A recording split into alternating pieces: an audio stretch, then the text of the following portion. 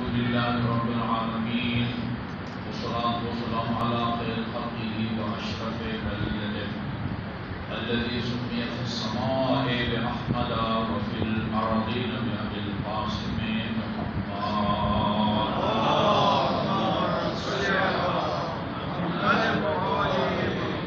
وعلى أهل بيته الطيبين الطاهرين الذين أذهب الله عنهم الرجس وطهرهم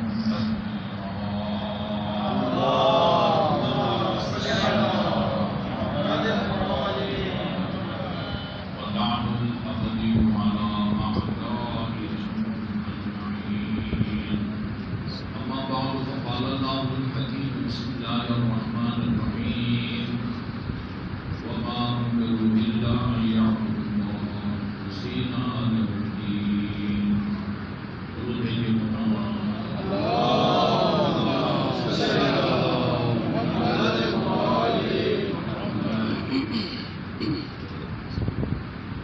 ہمیں بچپن سے یہ پڑھایا جا رہا ہے اور آگے بچوں کو بھی پڑھاتے ہیں کہ اصول دین 5 ہیں: توحید، عدل، نبوت، امامت اور قیامت. اس کو معاد بھی کہتے ہیں، معاد بھی کہتے ہیں اور قیامت بھی کہتے ہیں.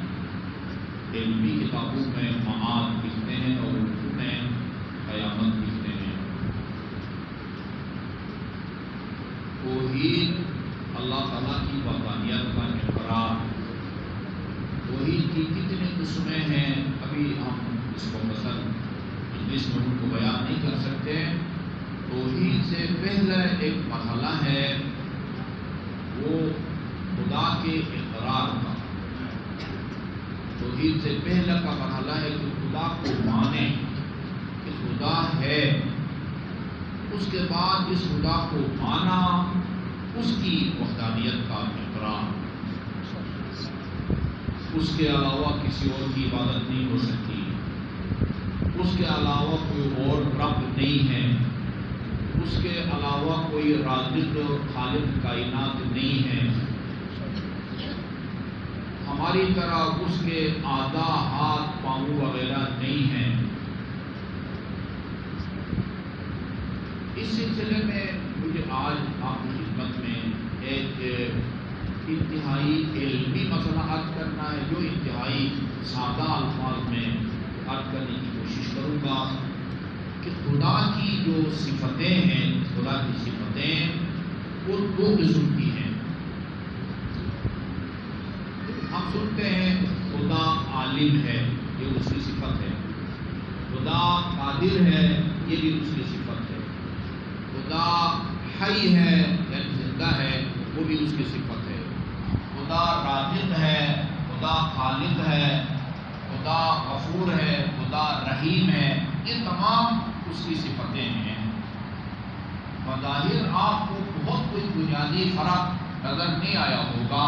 اللہ عالم ہے یعنی علم رکھتا ہے، اللہ قادر ہے، قدرت رکھتا ہے، توانائی رکھتا ہے، اللہ رزق دینے والا ہے، اللہ خلق کرنے والا ہے، اللہ زندہ ہے، اللہ بخشنے والا ہے، اللہ رحم کرنے والا ہے. ان میں 5 صفات ذاتی کہلاتی ہیں. اس کو آپ نے سمجھنا ہے، خصوصاً وہ برادران عزیز جو ورکشاپ کے سلسلے میں آئے ہیں. اس کو اپنے ورکشاپ کا جو درس ہے یا لیکچر اس کا حصہ سمجھیں. خدا کی صفتیں 2 قسم کی ہیں. بعض خدا کی صفتیں وہ ہیں کہ جو خدا تھا وہ صفتیں نہیں تھی، بعد میں وہ صفتیں آئی. خدا کا خالق ہونا، خدا کا رازق ہونا. خدا کی ذات تھی اور کچھ نہیں تھا کائنات میں. امیر المومنین نے فرمایا کان اللہ ولم یکن شیء. خدا کی ذات تھی اور کچھ بھی نہیں تھا. حدیث قدسی میں آپ پڑھتے اور سنتے ہیں اللہ تعالیٰ نے فرمایا کنت کنزا مخفیہ، میں ایک مخفی اور چھپا ہوا خزانہ تھا، فَأَحْبَبْتُ أَنْ أُعْرَفَ، خدا فرماتا میرا ارادہ بنا، میں نے چاہا کہ اپنا تعارف کراؤں۔ کیا کیا میں نے اپنے تعارف کے لیے؟ فَخَلَقْتُكَ يَا محمد، سب سے پہلے آن حضرت کے نور کو ملا۔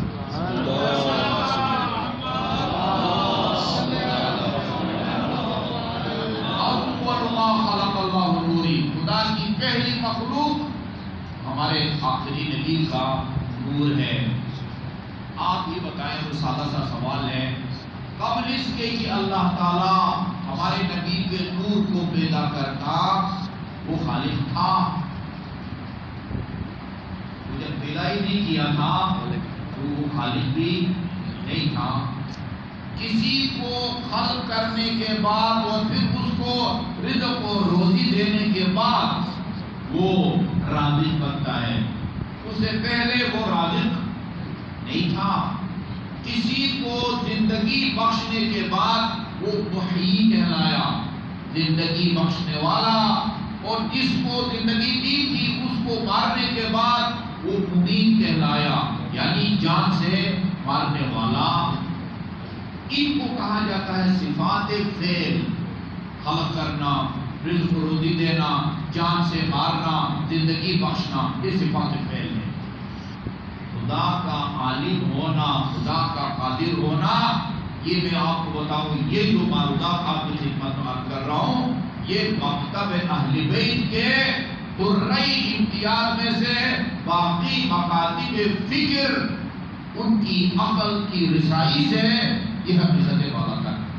سبحان اللہ، ان کو صفات ذات کہتے ہیں۔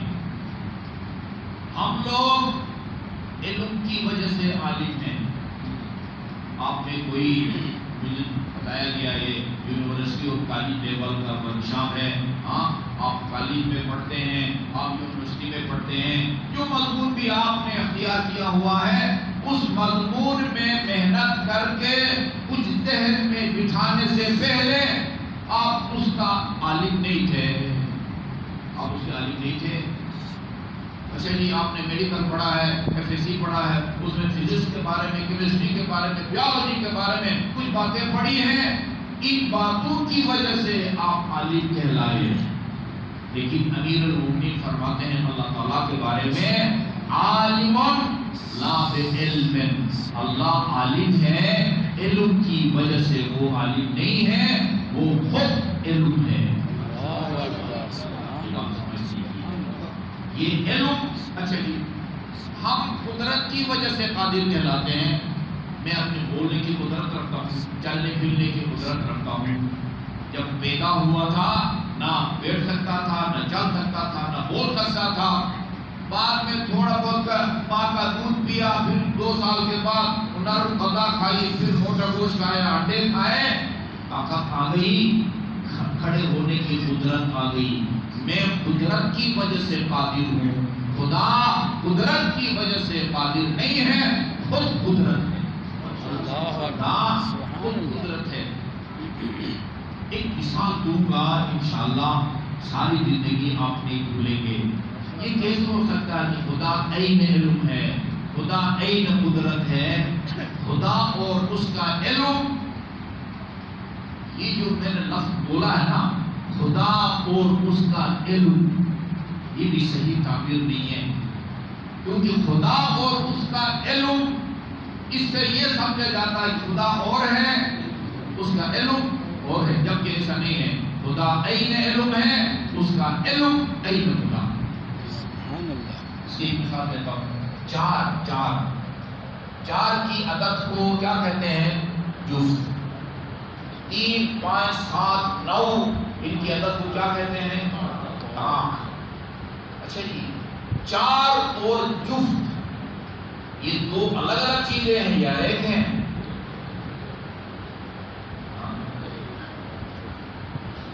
اچھا جی، طاق اور 3، طاق اور 5، طاق اور 7، جی جو طاق ہے وہی 3 ہے، جو جفت ہے وہی 4 ہے، یعنی مفہوم ان کے الگ الگ ہیں لیکن لیکن دیکھو تو جو جفت ہے وہی چار ہے، جو چار ہے وہی جفت ہے۔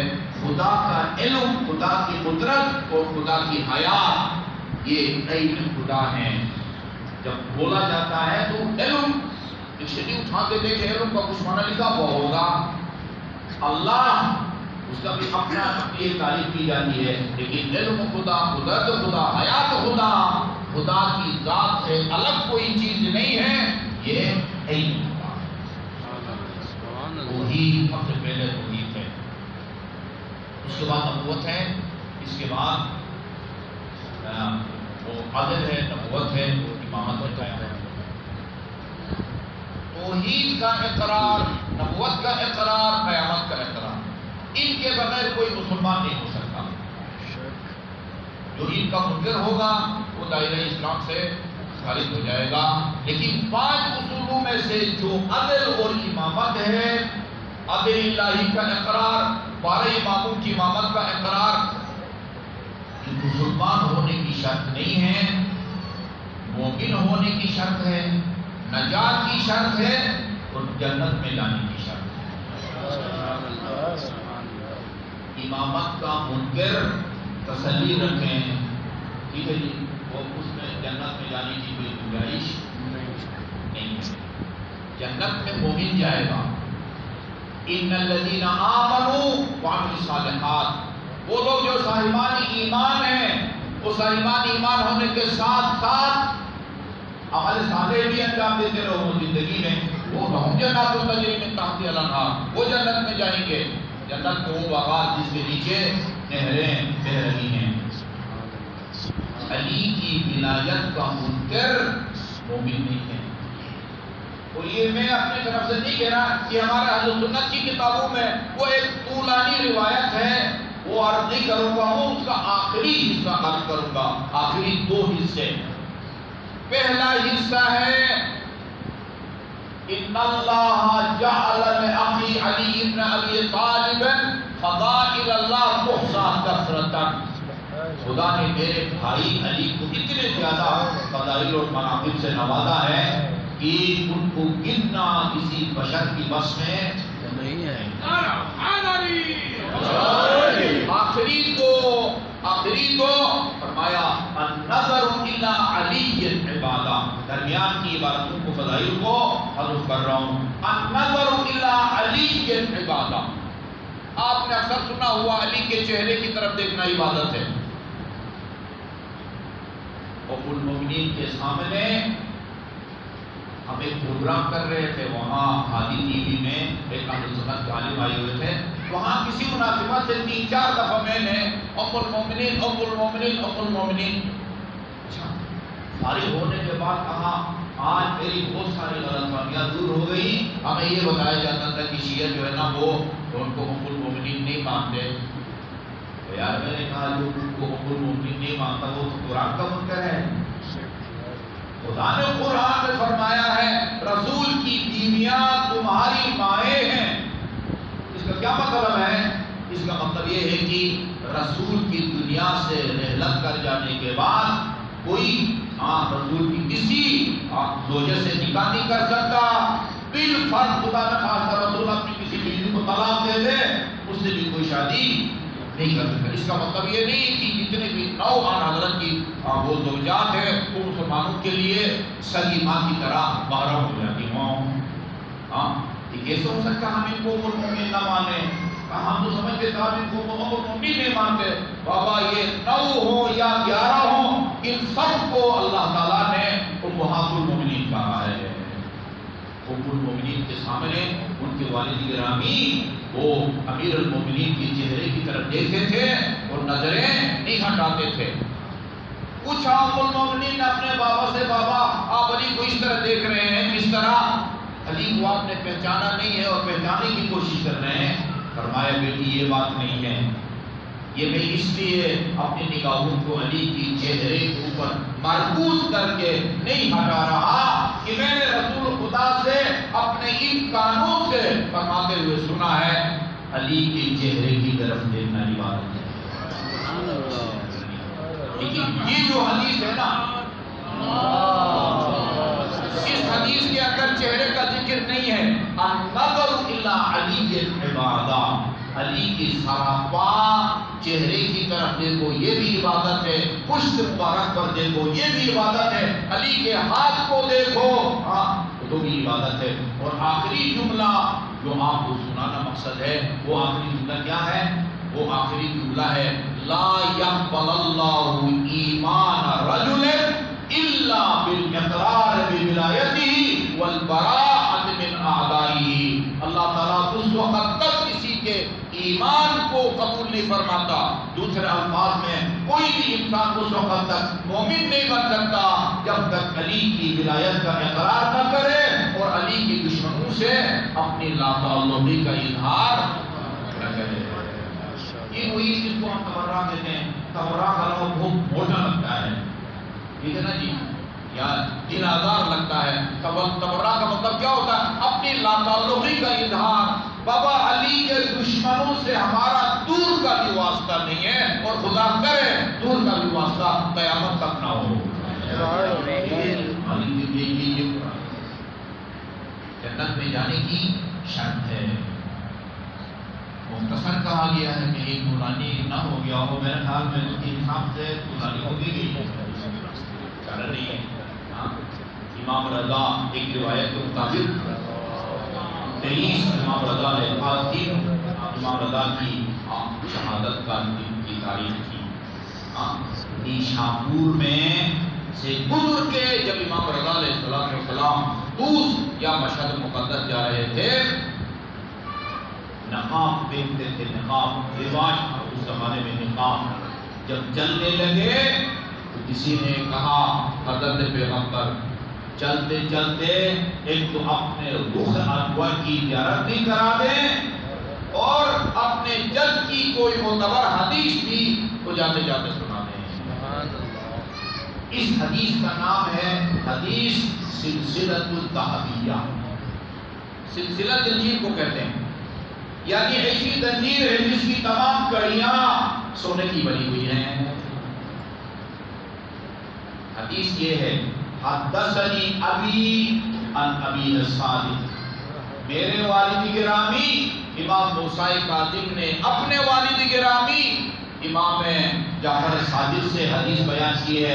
عن ابی الباقر، اور امام جعفر صادق نے اپنے والد گرامی امام محمد باقر سے عن ابی علی بن الحسین زین العابدین، انہوں نے امام زین العابدین سے عن ابی الحسین بن علی، انہوں نے حسین سے حسین بن علی سے، علی نے رسول خدا سے، رسول خدا نے جبرائیل سے، اور جبرائیل نے عن الباری خالق کائنات سے۔ یہ اس حدیث کے راوی ہیں، حدیث کا متن ابھی نہیں آیا۔ امام حنبل کہتے ہیں یہ امام رضا سے لے کر رسول خدا تک یہ بابرکت اسماء اتنے بابرکت ہیں کہ اگر کسی کاغذ کے اوپر لکھ کے کسی دیوانے کے گلے میں آویزان کرو، ان کی برکت سے خدا دیوانے کو شفا عطا کرتا ہے۔ کیا ہے؟ کلمۃ لا الہ الا اللہ اسمی، خدا فرما رہا ہے، خدا رسول خدا جبرائیل یا ایمان نہیں، خدا فرماتا ہے کلمۃ لا الہ الا اللہ حسنی، لا الہ الا اللہ کا اقرار میرا مضبوط قلعہ ہے۔ من قالها دخل حسنی، جو لا الہ الا اللہ کا اقرار کرے وہ میرے مضبوط قلعے میں آ جاتا ہے، عذاب سے محفوظ ہو جاتا ہے۔ ومن دخل حسنی امن من عذابی، جو میرے مضبوط قلعے میں آ جائے وہ میرے عذاب سے محفوظ ہو جاتا ہے۔ اس کے بعد امام نے چلتے چلتے ایک غلط فہمی یا خوش فہمی کا ازالہ کیا۔ وہ ایک زمانہ تھا کہ لا الہ الا اللہ کا اقرار صرف لا الہ الا اللہ کا اقرار نجات کے لیے، آقا جی جہنم سے نجات کے لیے کافی تھا۔ جب خدا رسول خدا فرماتے تھے قولوا لا الہ الا اللہ تفلحوا، بس لا الہ الا اللہ کا اقرار کرو یہی تمہاری نجات کے لیے کافی ہے۔ لیکن امام فرماتے ہیں اب وہ زمانہ گزر گیا، اب نظام بڑا لمبا ہو گیا اسلام کا نا۔ یہ فرمایا یہ کلمہ توحید اللہ کا مضبوط پہلا پہلا ثابت ہوگا، لیکن اس کے کچھ شرائط ہیں، وَأَنَا مِن شُرُوطِهَا، ان شاہد میں سے ایک شخص میں ہوں. یعنی رسول خدا کے بعد 12 اماموں میں سے جس امام کا بھی دور ہو، جب تک اس امام کی ولایت کا امامت کا اقرار نہیں کرو گے اس وقت تک یہ کلمہ توحید اللہ کا مضبوط قلعہ ثابت نہیں ہو سکتا. خدا کا شکر کریں، خدا کی قسم جتنی بھی اس نعمت پر آپ خدا کا شکر کریں نا، بلکہ فخر کریں، کم ہے. یہ ولایت کی نعمت میں بہت سناتا ہوں. ایک امام جعفر صادق علیہ السلام کسی نے کھانا کھایا، مجھے نہیں معلوم دوپہر کا تھا شام کا تھا، اتفاقاً آ گیا تھا یا امام نے اس کی دعوت کی تھی. کھانا کھانے کے بعد امام نے فرمایا کیسا لگا ہمارا دسترخوان کا کھانا؟ عرض کیا، بولا زندگی میں ایسا کھانا میں نے نہیں کھایا، لیکن اس کھانے کے بعد مجھے قرآن کی ایک یہ آیت یاد آ گئی، وہ مجھے پریشان کر رہی ہے. کون سی آیت؟ قرآن سے کہتا ہے، اللہ تعالیٰ فرما رہا ہے وَلَتُسْأَلُنَّ يَوْمَئِذٍ عَنِ النَّعِيمِ، روز قیامت نعمتوں کے بارے میں ان سے پوچھا جائے گا. میں محسوس کر رہا ہوں کہ اپنی زندگی میں بہترین نعمت ہے جو میں آپ کے دسترخوان پر کر رہا ہوں، اس کے بارے میں پوچھا جائے گا. امام نے فرمایا ہاں بے فکر رہو، جی اللہ کی شان اس سے بالاتر ہے کہ وہ ایک چپاتی یا دال روٹی یا بوٹی کا حساب کتاب لے. کم از کم اس آیت میں جس نعمت کا اللہ تعالیٰ نے ذکر کیا ہے وہ ہم اہل بیت کی ولایت ہے، اس کے بارے میں سوال کیا جائے گا. قفوہم فإنہم مسئولون، اہل سنت کی تفاسیر میں لکھا ہوا ہے مسئولین مسئولون کے بعد عن ولایت علی بن ابی طالب، روکو ابھی ان سے علی کی ولایت کے بارے میں سوال باقی ہے. ایک بار درود بھی صلی علی محمد وآل محمد. مجھے اچانک میرے ذہن میں باب الحوائی آ رہے ہیں. میں عراق میں رہا ہوں 1969 سے 75 تک. عراق میں 3 ہستیاں باب الحوائی کے نام اور لقب سے مشہور ہیں. ایک امام موسیٰ کاظم علیہ السلام، اللہ تعالیٰ کو لے جائے، صدر دروازے پر لکھا ہوا السلام علیکم یا باب الحوائج. 14 کے 14 باب الحوائج ہیں، لیکن عجیب ہے امیر المومنین کے حرم پر نہیں لکھا ہوا، امام حسین کے حرم پر نہیں لکھا ہوا ہے، جی سامرہ میں نہیں لکھا ہوا ہے السلام علیکم یا باب الحوائج. دوسرا کربلا میں علمدار حسین کے حرم کے باہر لکھا ہوا السلام علیکم یا باب الحوائج. اور تیسرا باب الحوائج وہ کربلا کا سب سے چھوٹا شہید. خدا جزائے خیر دے ان مومنین کو جنہوں نے 6 محرم کو یہ پوری دنیا میں حضرت علی اصغر علیہ السلام کا دن منانے کا فیصلہ کیا ہے. حسین اور لشکر حسین کی حقانیت کا منہ بولتا ثبوت. جی ہم سنتے رہتے ہیں فلان کا بچہ سالوں کا ہو یا مہینوں کا ہو فلان بیماری کی وجہ سے فوت ہو گیا، دیوار سے گر کے فوت ہو گیا، گاڑی نے ٹکر مار دی اور فوت ہو گیا. ہم نے انسانیت کی تاریخ میں ایسا واقعہ نہیں سنا نہ پڑھا ہے کہ ایک 6 مہینے کے بچے کو دانستہ طور پر تیر کا نشانہ بنایا جائے. مجھے نہیں معلوم ان کے پہلو میں کیا تھا، درندے کا دل تھا، پتھر کا تھا، فولاد کا تھا.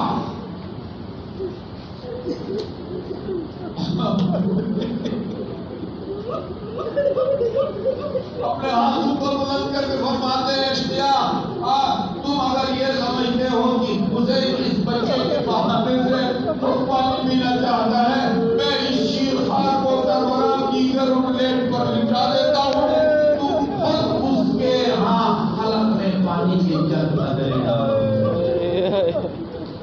اما ترونہ کیف یتلظی من العطش. آپ نے خود اگر مچھلی کا شکار کیا ہو یا کسی کو مچھلی کا شکار کرتے ہوئے دیکھا ہو، پانی سے جب اس کو خشکی پر گرا دیا جاتا ہے وہ ٹپکتا ہے، اٹھتا ہے، اٹھتی ہے مچھلی، طاقت جب ختم ہوتی ہے نا وہ ایک جگہ تڑپتی رہتی ہے، یہ بھی ختم ہو جائے بس کبھی کبھی اپنی دودھ کو بلند جاتی ہے، یہ طاقت بھی جب ختم ہونا وہ اپنے لبوں کو کبھی بند کرتی ہے، کبھی کھولتی ہے۔ اس کیفیت کو طلبگاہ کہتے ہیں۔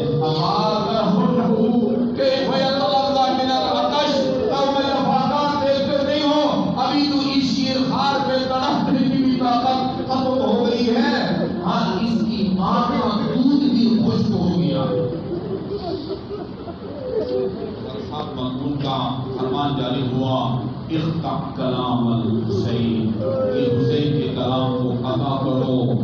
میں عرض کرتا رہتا ہوں، اگر لشکر عمر خان کے سپاہیوں کے پاس جو سب سے چھوٹا تیر تھا نا وہ اگر پھینکا جاتا اس بشیر کی طرف تو اس کی شہادت کے لیے کافی تھا، لیکن حربلہ نے وہ تیر حسین کے اس شیر خان کی طرف پھینکا،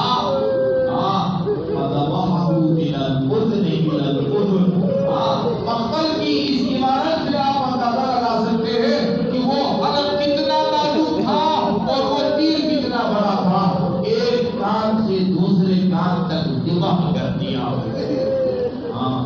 وہ خون نہا کو اپنے ہاتھ میں لیا، جہاں آسمان کی طرف پھینکے، آواز آئی حسین اگر اس خون نہا کا ایک قطرہ آسمان کی طرف آتا ہے قیامت تک ابر رحمت کا ایک قطرہ نہ گرے گا۔ زمین پر پھینکنا چاہا، آواز آئی اگر زمین پر خون نہا کا ایک قطرہ گرتا ہے قیامت تک سب کو نہ اگے گا۔ اور امام محمد باقر فرماتے ہیں مولا نے وہ خون نہا اپنے چہرے پر مالا اور فرمایا آقا اللہ جدی رسول اللہ، میں اسی حالت کے گرد میں نانا کے پاس جاؤں گا۔ لے کے آئے خیمے کی گوشت پر، خدا رحمت کرے حسین کے جوار میں مقام عطا فرمائے۔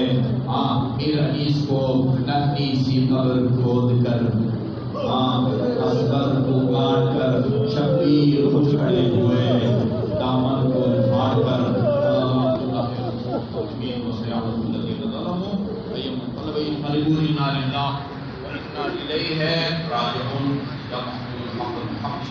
ويا أعلى بحق علي ويا فاطر السماوات والأرض بحق فاطمة ويا محسن بحق الحسن ويا قديم الإحسان بحق الحسين وأولاده المعصومين خدا محمد وآل محمد جو مومنین مومنات پریشان حال ہیں پریشانی دور فرما، مریضوں کو شفا عطا فرما، خصوصاً ہمارے مقرر جیسے خبر عباس آپ کی سائیدہ کی عبادارہ فاطمہ محمد جواد